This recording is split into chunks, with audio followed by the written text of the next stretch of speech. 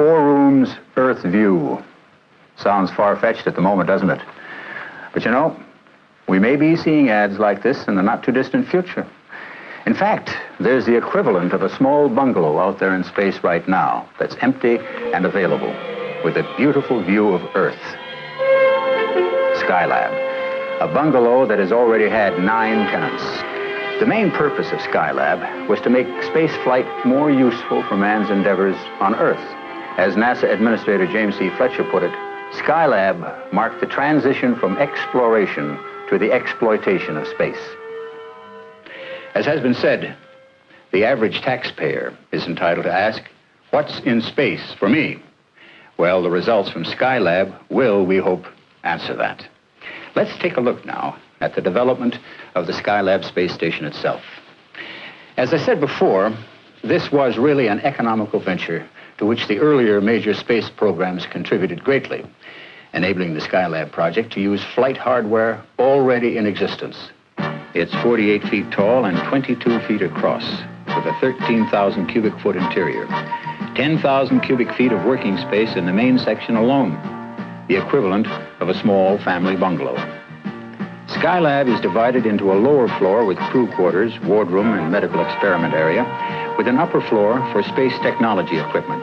The multiple docking adapter provides docking ports for the command module, as well as housing the control console for the solar telescopes, and a series of cameras for conducting Earth resources observations.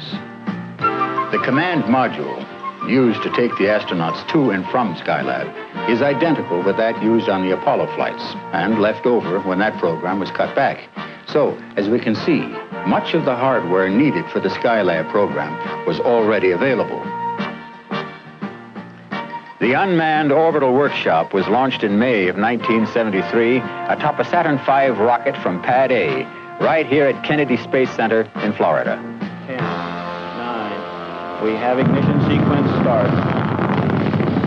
The engine's now building up to 7.7 million pounds of thrust. We have a launch commit and we have a liftoff. The swing arms moving back. When the flight was scarcely a minute old, a serious problem developed with the workshop. Mounting temperatures in the workshop indicated the failure of the meteoroid shield, which was actually torn off by the slipstream during launch.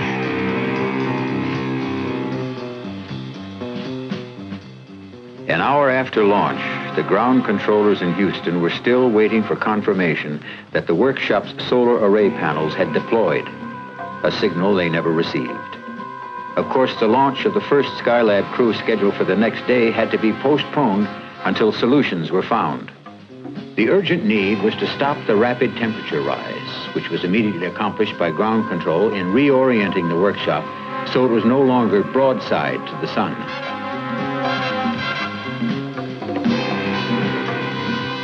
The next 10 days were hectic.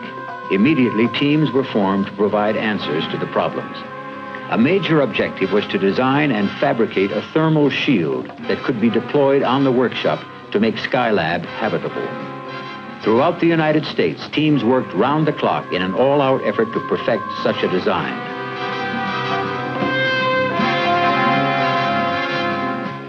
Meanwhile, here at Marshall Space Center in Huntsville, Alabama, crews were evaluating installation of a parasol device in the SKYLAB underwater simulator. In conditions approximating 0G, they also trained underwater in methods of freeing the jammed solar panel. But the actual work would have to wait on an eyewitness assessment by the astronauts in space. Time was becoming critical if SKYLAB was to be saved. Relief would come only from the thermal shield parasol, which would be deployed by the astronauts when they arrived at SKYLAB. During the early morning hours of May 25th, almost 10 days after the original schedule, a Saturn 1B was ready to launch an Apollo spacecraft for the first manned visit to the SKYLAB orbital workshop, with astronauts Conrad, Kerwin, and Weitz aboard. We have launch commit and SKYLAB 1 was on its way, the first step in the fulfillment of an opportunity to use men in space for practical humanistic benefits.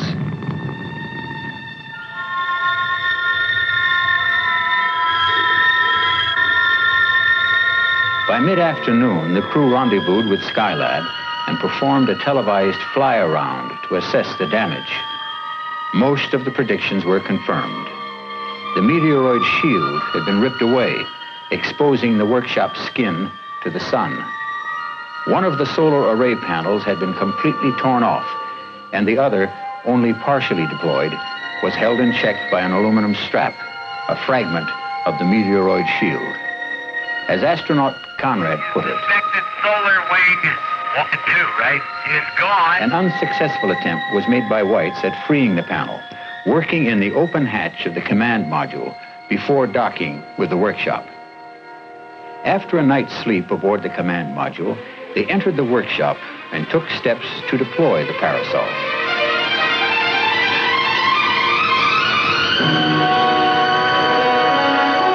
In mission control, optimism that the mission would be saved wasn't long in coming, as external skin temperatures began dropping rapidly, and within the workshop, too, they had started to fall.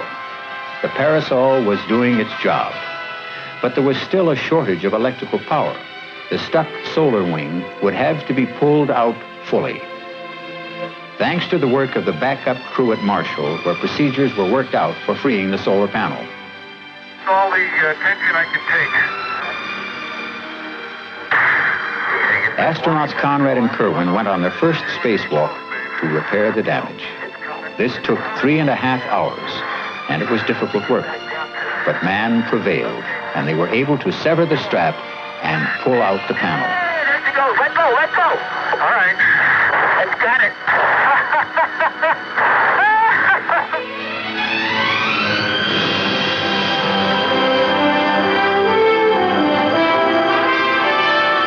Within hours, the power situation was nearly normal. The mission could continue. A mission transformed from near ruin to success.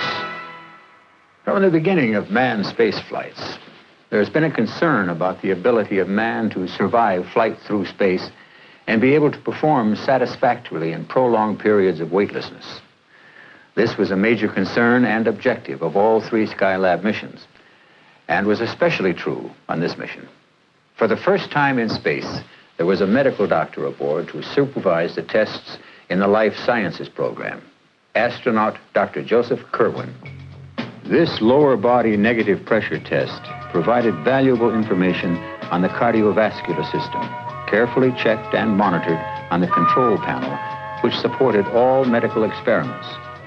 A measure of motor sensory performance, an experiment designed by a high school student, using a punchboard apparatus for eye-hand coordination to measure changes in motor sensory skill of the crews. Balance, orientation, and perception, so important to man's ability to function efficiently in space, was another of the life science tests. The astronauts were instructed to exercise frequently, and one of the techniques was the ergometer, or bike, to help keep them in shape. This also served as a test for possible changes in metabolic activity while working and living in a zero-G environment, as well as a check on heart rate and blood pressure under these workloads. Throughout each mission, a vast number of tests were made on eyes, ears, nose, throat, and blood samples were taken and returned for post-flight testing. Actually, we've seen only a small portion of the medical tests covering muscle and bone development, heart and blood tests, perception and equilibrium, and even cell growth. The ability to monitor, record, and transmit medical information over such a distance on the most advanced equipment yet devised will prove invaluable and undoubtedly be adapted for use in hospitals here on Earth. The tenets of SKYLAB certainly indicated that men could live comfortably in space for long periods of time with no apparent harm. It can be said that with SKYLAB, we have completed the most extensive medical space missions ever flown and learned many new things about man in weightlessness. Outer space is a truly revolutionary platform for materials processing. Since all of the adverse effects of gravity are absent, this makes it possible to perform operations in materials processing and manufacturing that would be virtually impossible here on Earth. Many space processing experiments were performed aboard SKYLAB in a vacuum chamber and heat treating apparatus, including an electron beam gun and small electric furnace. the formation of crystals might well be the most valuable of all the manufacturing experiments. This resulted in crystals 10 times larger than those grown on Earth, with a much better uniformity of composition, so important in the modern field of electronics. This will result in systems that will perform more functions, will be faster, will require less power, will be smaller and less expensive to manufacture. The pocket computer, so widely used and popular today, is a direct result of space technology. As Professor Harry Gattos of MIT says, it is no longer a matter of speculation that materials processing in space presents one of the greatest opportunities ever afforded to benefit mankind. And kids, when it comes to blowing bubbles, how about this?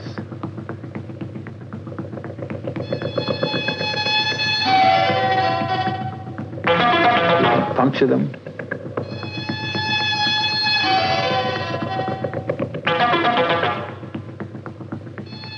Pull them and pick them up, but they still won't break.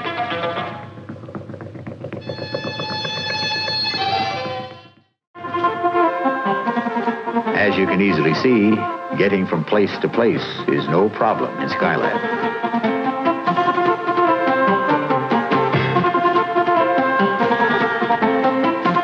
Weightlessness can be lots of fun, too, as Pete Conrad shows as he exercises, much like a squirrel in a cage.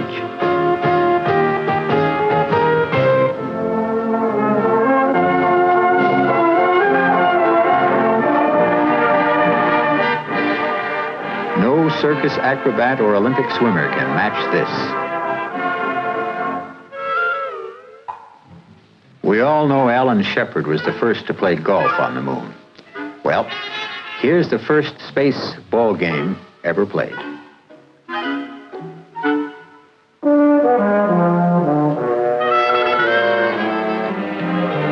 The first 3 tenants of SKYLAB returned to Earth after 28 days in space. When trouble developed at the start of this mission, we might have despaired and written off SKYLAB as so much space junk. However, that was unthinkable. What the ground teams and astronauts did in saving the project, moreover, proved the crucial value of man in space. Future missions were assured. Early one morning, late in July, a month after the return of the first crew, SKYLAB 2, the second manned mission, was launched, with astronauts Bean, Lausma, and Garriott aboard. And the second manned crew has cleared the tower.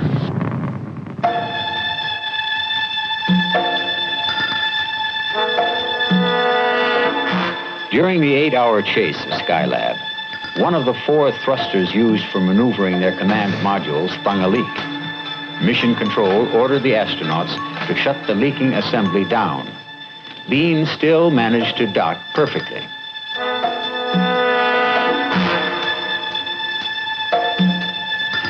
Six days later, another thruster sprang a leak and had to be shut down.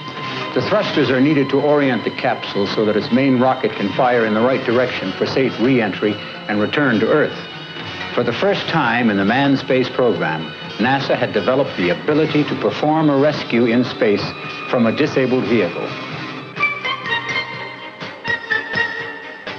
Round-the-clock preparations were immediately begun to activate the SKYLAB rescue vehicle, the rocket assembled and an Apollo craft modified.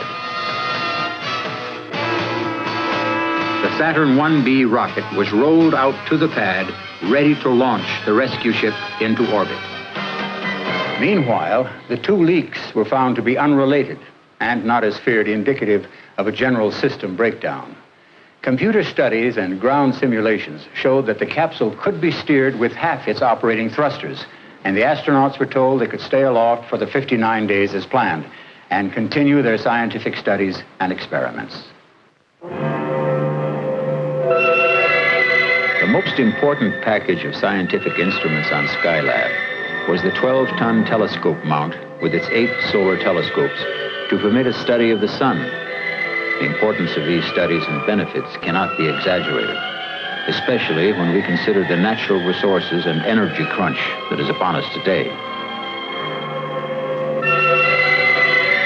The possibility of this research teaching us how to better harness this energy to power our cities and homes with an inexhaustible supply of clean, non-polluting power becomes a major goal.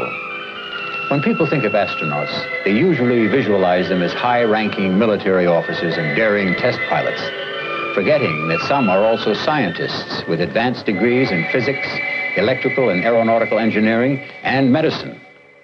The value of men in space as true scientific partners in space science research is most evident in the Solar Studies program, because that allowed photographic film to be used, resulting in spectacular photographs being returned to Earth. Pictures such as this can only be made from space above the Earth's atmosphere with a special instrument, a spectroheliograph. Notice the comparison of the size of Earth with the large eruption of the sun's atmosphere.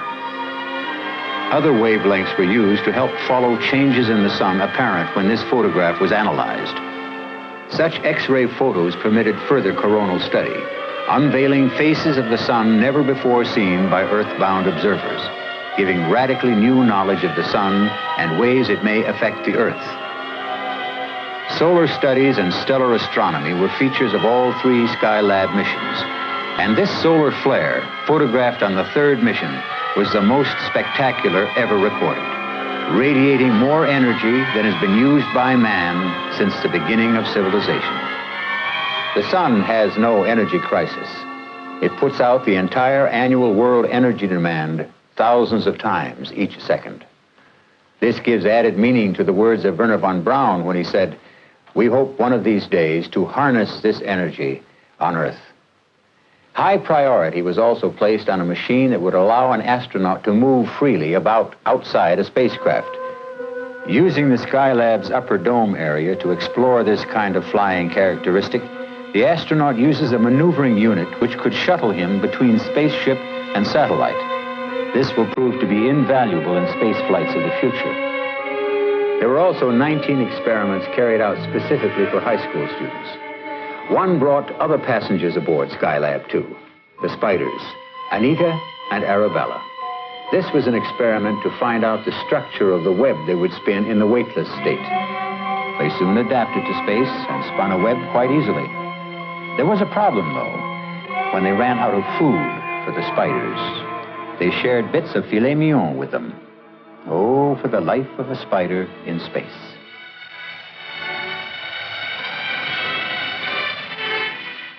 The SKYLAB 2 crew spent almost 14 hours in spacewalks, augmenting the parasol with a twin-pole sunshade, changing film for the solar telescope, and retrieving canisters containing over 77,000 pictures of the sun from outside the workshop.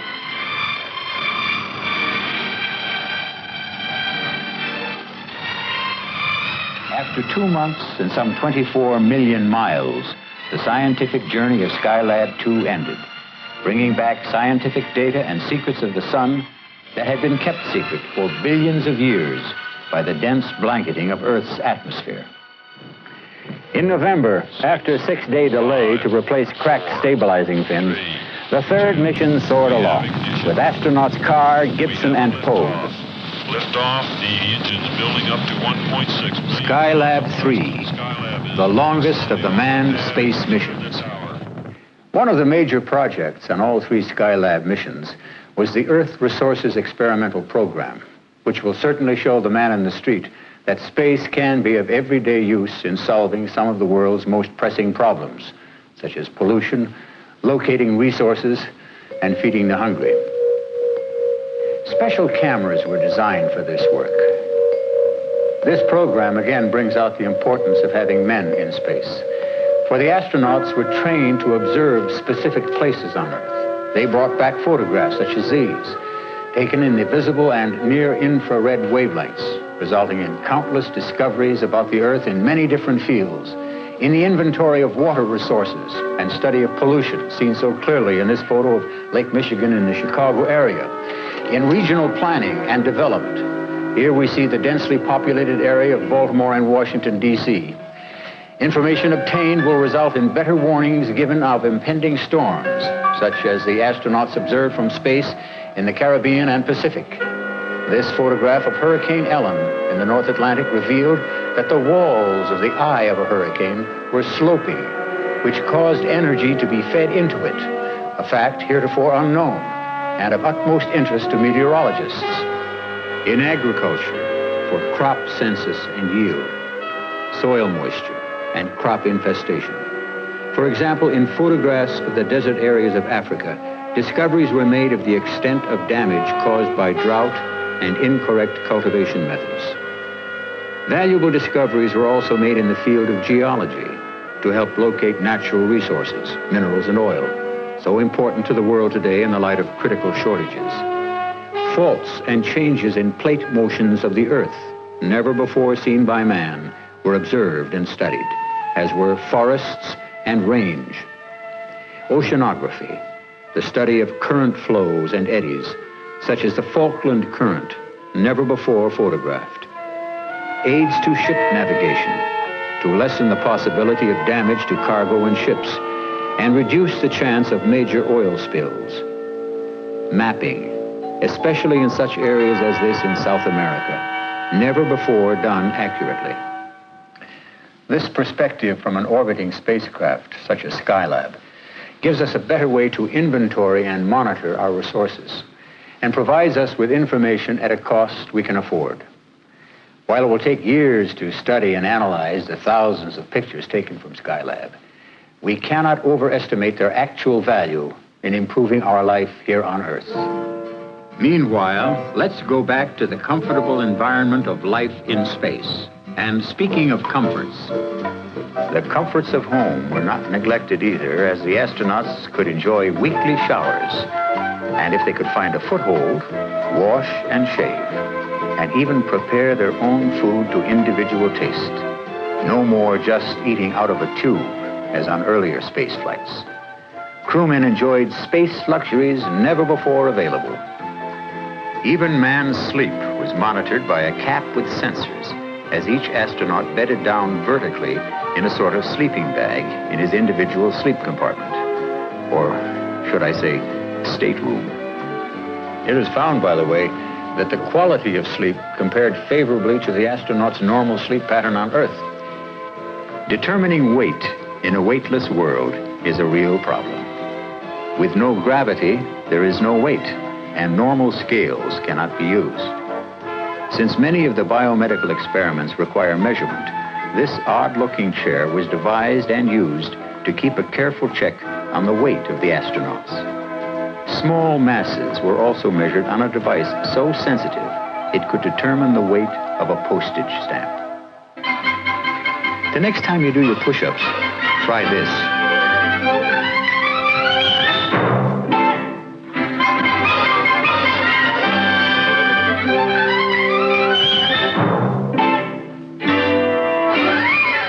It was quite a chore when the astronauts got ready to go outside for a spacewalk. Fast action photography, however, makes it look easy. It is much like suiting up Junior to go play in the snow.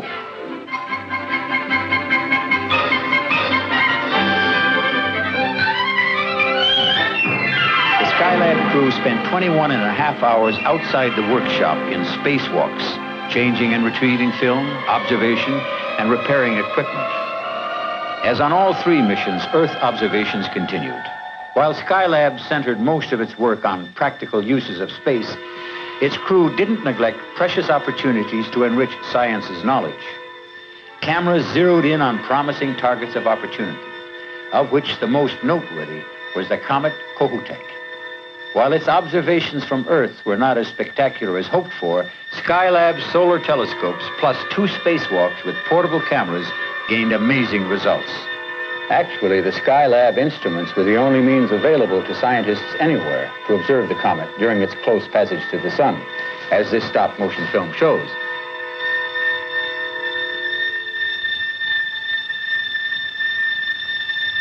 The fact that the astronauts were able to observe the comet at this time and even make sketches proved scientifically valuable in collecting basic data needed to make the greatest advance in cometary research since Halley's time. While we were celebrating the holiday season of 1973, each in his own way, there was a special celebration aboard SKYLAB 3. the SKYLAB Christmas in Space. And of course, that included the stockings, hung by a very unusual Christmas tree, painstakingly constructed out of food cans and decorated by the astronauts with a very special star on top, Comet Kohoutek. And now, a Christmas message from space, showing concern for people everywhere. From the SKYLAB 3 crew, we wish to extend to people around the world the message of peace, goodwill, and human understanding. After setting a new record of 84 days in space, the third manned SKYLAB mission ended with a splashdown and recovery in early February of 1974. It's impossible to single out one thing as the most important among the more than 2,400 experiments performed during the SKYLAB missions on a flight path that covered almost 75% of the Earth's surface. It is certain, however, that SKYLAB has established a basis of factual data for the design of future space systems and the planning of future manned operations in space. Even more important, it has demonstrated that man has important work to do in space. And for humanity in general, there is no doubt that this use of space makes an important contribution in allowing man to manage his affairs here on Earth more in harmony with nature. Before the crew left the space bungalow, they configured it for a possible revisit by somebody, perhaps by the future space shuttle, or as the space administrator said, little green men from space. The orbital workshop will continue in a 270-mile-high orbit for 10 years or more. It's up there right now. Maybe you'd like to be the next tenant. 4 rooms, beautiful Earth view.